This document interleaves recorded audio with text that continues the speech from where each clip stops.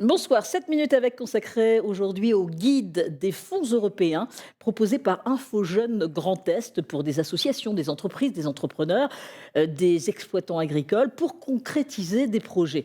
Explication avec mon invité, 7 minutes avec Isabelle Lovato. Bonsoir Isabelle. Bonsoir Valérie. Merci d'avoir accepté mon invitation. Vous êtes directrice d'Info Jeunes Grand Est. Alors, vous avez créé ce guide des fonds européens. Expliquez-nous exactement ce que c'est. Alors c'est un nouvel outil pratique, numérique, non exhaustif, mais qui a pour objectif en fait de permettre à des porteurs potentiels de projets de toute la région Champagne-Ardenne, les 4 départements, d'être un peu orientés, guidés, sensibilisés sur ces dispositifs et savoir mieux s'orienter dans ce maquis quand même des dispositifs et des fonds européens. Alors on va détailler évidemment, mais est-ce qu'il y avait des demandes? Pourquoi l'avoir créé? Il y avait véritablement des demandes?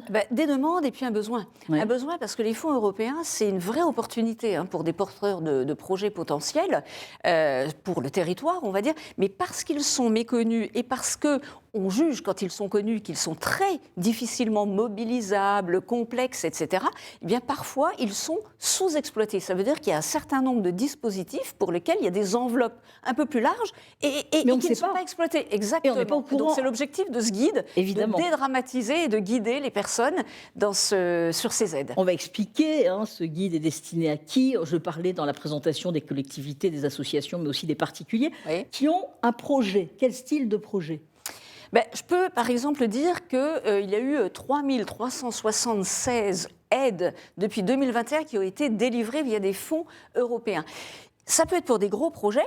Par exemple, je vais donner l'exemple de l'hôpital Robert Debré, donc à Reims, qui via des fonds européens, donc du FEDER, vous voyez, on parle avec beaucoup d'acronymes, c'est ça aussi qui fait peur.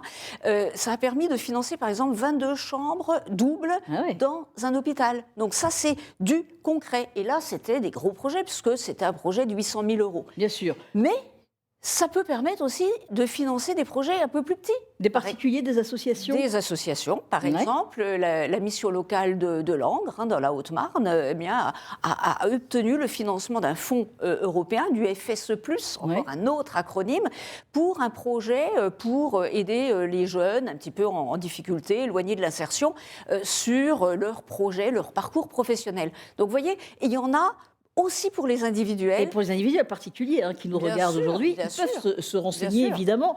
Donc vous nous parlez de ce guide des fonds européens, mais il existe aussi un centre Europe Direct à Reims. Quelles sont ces missions et où se trouvent-ils? Oui, alors pas seulement à Reims, c'est en fait les CED, les Centres Europe Direct, c'est des relais de l'Union européenne, ça existe dans toutes les régions de France, 3 en Grand Est et 1 pour la Champagne-Ardenne, donc c'est basé à Reims, rue de Talleyrand, porté par notre association Info Jeunes Grand Est. Et la mission d'un CED, c'est effectivement de donner de l'information aux particuliers, aux associations, à tous les citoyens sur ce que fait l'Europe, sur les dispositifs, les fonds, etc.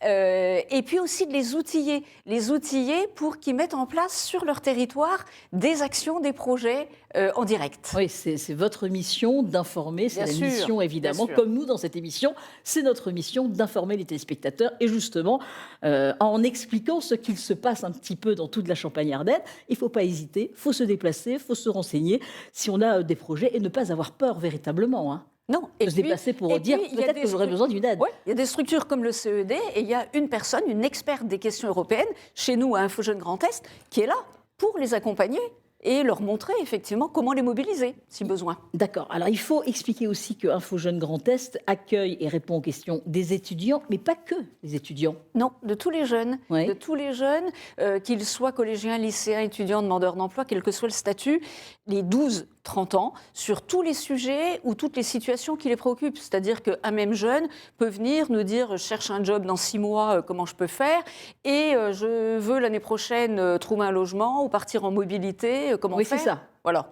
Job, donc emploi, il y a donc les logements, mais il y a aussi les études. Quand on ne sait pas quoi faire, il y a peut-être des jeunes qui se retrouvent là à cette période, qui n'ont peut-être pas réussi les 3 premiers mois par rapport aux études, qui ont envie de changer, qui peuvent se renseigner pour des stages aussi. Tout à fait. Parcoursup, c'est en ce moment. Donc là, la grosse problématique pour les jeunes, mais aussi les parents. Et donc, renseignez-vous. Oui, le réseau Info Jeunes Grand Est est là. Il est présent sur toute la région, sur toute la Champagne-Ardenne, donc des lieux proches de chez vous, avec des professionnels qui sont là pour vous accueillir, écouter votre demande et vous informer, vous accompagner dans vos démarches. Et Voilà. des jobs étudiants, il y en a dans tous les domaines réellement. Oui, absolument. Véritablement pour ces jeunes, hein, Ah ben, avec quelques heures par semaine pour oui. pouvoir continuer des études aussi. Hein. Soit du job étudiant, hein, donc effectivement, ça peut être d'ailleurs soit du CDD, soit du CDI à temps plein, hein, Ouais. donc des grosses enseignes proposent ça, mais pas seulement pour les étudiants, hein, des jobs, et on a sur notre site internet une plateforme d'annonces avec dessus, et c'est assez nouveau, beaucoup plus d'annonces, donc parce qu'on reçoit les offres de France Travail, les offres de l'APEC, les offres de différentes structures qui sont passées à la moulinette et qui présentent des offres uniquement accessibles pour des profils de jeunes sans grande qualification. Sans grande débutants. qualification, Voilà. évidemment. Et puis, il y a les voyages à l'étranger aussi. On parle là de l'Europe et puis des fonds européens, mais on peut partir partout aussi en Europe Eh ben, ou même bien ailleurs. sûr.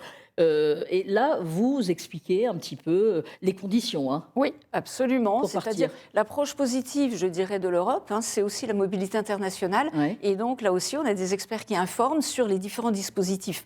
Souvent, le public connaît Erasmus+.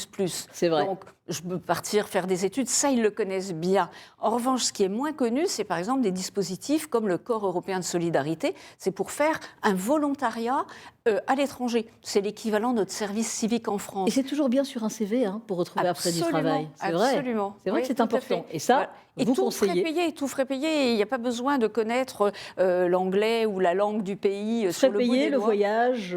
Absolument. Et on reçoit même une petite manne financière quand on est dans le pays. Eh ben, merci pour ces infos. Merci Isabelle Louvato d'avoir accepté mon invitation. Je rappelle que vous êtes la directrice d'Info Jeunes Grand Est.